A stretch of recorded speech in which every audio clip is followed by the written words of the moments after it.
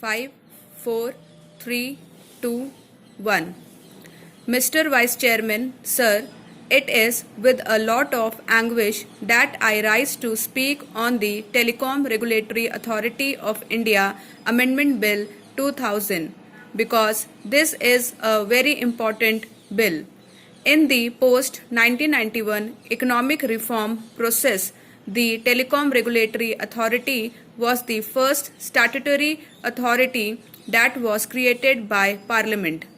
I think for the service industry, for the user industry, the experience of the functioning of the Telecom Regulatory Authority would be very important. Insofar as influencing our legislation covering the entire gamut of service industry and user industry, I do not know whether our minister is happy. But I will have to speak with anguish because the minister in his opening remarks had talked about the background of the TRAI and about the changes that were taking place in the telecom sector. I think it is farther from the truth. He has pointed out that the number of telephone connections given in the last 3 years is almost 50% of the total number of telephone connections given in the whole period preceding that.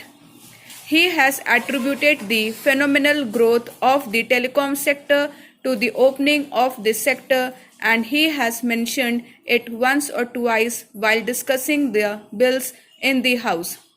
The tendency is that we must go to a High Court or the Supreme Court for everything. This is certainly not a very happy situation. We have the highest regard for the High Courts and the Supreme Court. But the point that has been raised is that we have to approach a High Court or the Supreme Court every time for everything. Sir, I think a minister should not mislead the House. Therefore, in all humility, I ask the minister to give out the figures while he replies as to what the figures are of the investment coming from the private industry in the growth of the sector. I would also like to give him figures to demonstrate what has been the necessity in terms of commissioning of lines which can be attributed to the activities of the private industry. I think the figures themselves will reveal where the country stands and where we stand. Unfortunately, sir, the whole process of opening up of the telecom sector is finding itself in the midst of the logjam, not because private sector industries had a certain perception, but because there was not enough investor confidence. A presumption was made in the opening of the sector that just by opening up there will be the opening up of the floodgates and thousands of crores of rupees of investment will come in the infrastructure sector of India. That is not a fact. I would quote the figures of the World Investment Report by the UN in 1998. What does the report say?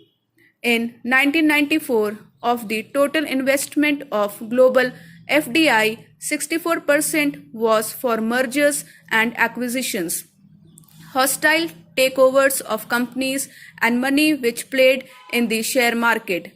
In the secondary market, by 1998, the proportion of mergers and acquisitions which accounted for global FDI went up to as high as 82%.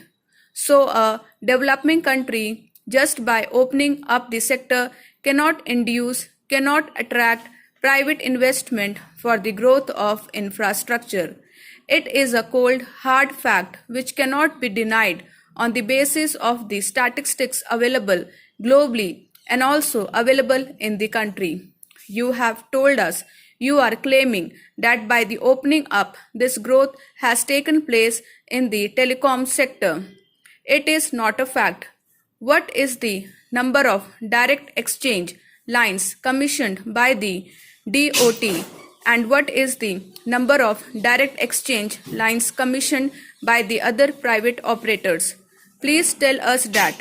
What is the investment made by the DOT, by the MTNL, and by the other public sector companies where the government has the ownership, and what is the investment made by all these private companies taken together?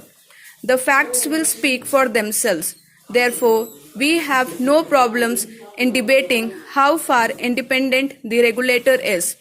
We have no problems in discussing how we can speed up the process.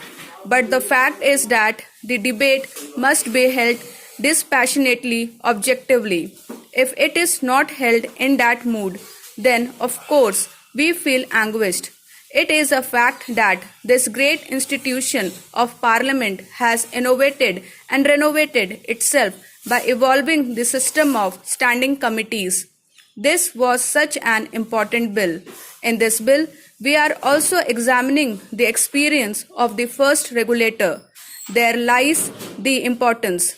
How will the Telecom Regulatory Authority function, and what is our quality of legislation? That will be tested in terms of the experience, and on the basis of that, the whole Parliament will exercise itself to make a qualitatively better legislation.